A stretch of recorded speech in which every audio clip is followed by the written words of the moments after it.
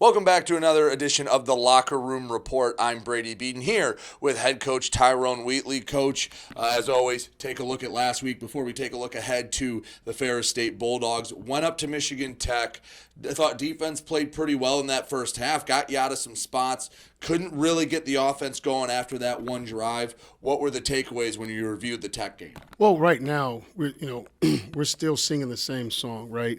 Defense, like you said, got us out of some spots, and we did move the ball offensively. You get the one holding call, which takes us out of field position, and you get the errant snap by the quarterback who goes over his head. It's just those little things and just doing what you're supposed to do when you're supposed to do them.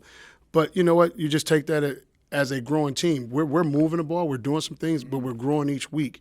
And I just want to say this. I'm proud of these guys. They're working, and they are working their tail off, and they're getting there. I know a lot of people will say you would like to see it much faster, and you would like to see the growth happen a lot faster. But at the end of the day, you're overcoming some years and some years and some things, and to have these young men out there working, but we're getting there. Where have you seen the most growth with your team? When you look back at week one before that Tiffin game and you go, oh, to look at what we do now, where has that improvement been the most evident? The attitude, right? There's no up and down right now, other than the penalties. But when you talk about the effort and the attitude, these guys, they're coming out and they're playing.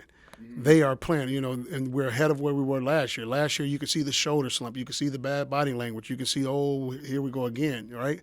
But the OE, I call it the old Eeyore moment, right? But now these guys, they're playing through it, and they're getting there.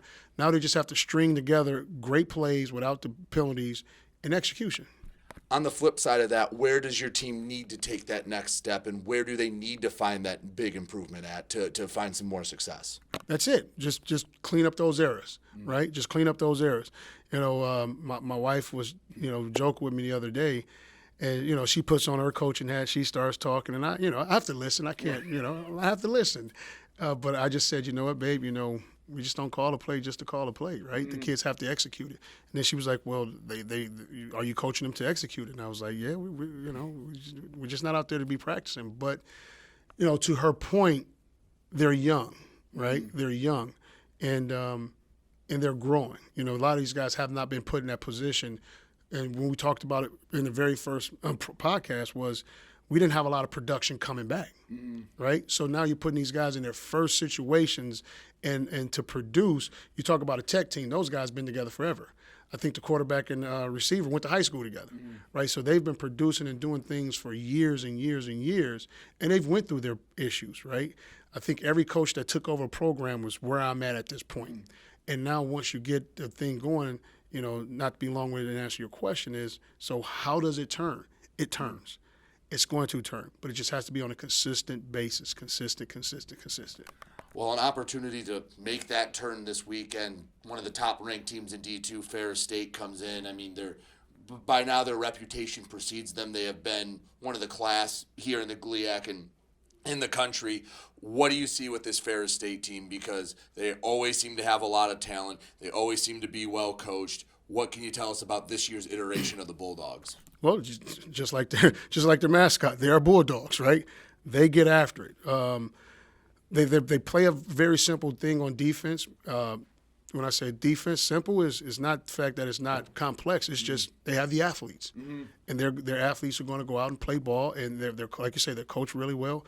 But these guys love to play football, and you can tell by the way they play. They play fast, they play mean, and they play angry, right? Offensively,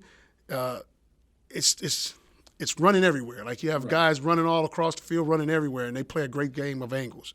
They love to get the angles on you. Then once you figure, you hear it, and then it's the deception game, right? You get an angle on this guy, then you think you have this figured out, then they hit you another place. And, the quarterback, receivers, running backs, they have a plethora of guys that can score from anywhere. Is there any difference in preparation when you have a top-ranked team like this coming in, or is it business as usual? Hey, it's just another opponent. I know that they're pretty darn good, but we prepare it the same way as we always have? You have to, because when you're growing a team, once again, you can't make it about the other team, right? You have to stay with your guns and stick with what you have to do in order to grow. If we try and go up and down every week, we will never achieve what we want to achieve, right? So it's about our system. It's about what we're implementing. It's about where we want to grow as a team. Ferris State, they've been in the making for 14, 15 years now, right? So they are who they are. and but we can't make it about them. It's about us. Well, Coach, I really appreciate it. Good luck tonight against Ferris State, and hopefully come away with a big win. I appreciate it. Thank you. He's head coach Tyrone Wheatley. I'm Brady Beedon, and you're listening to Warrior Football right here on WDTK The Patriot.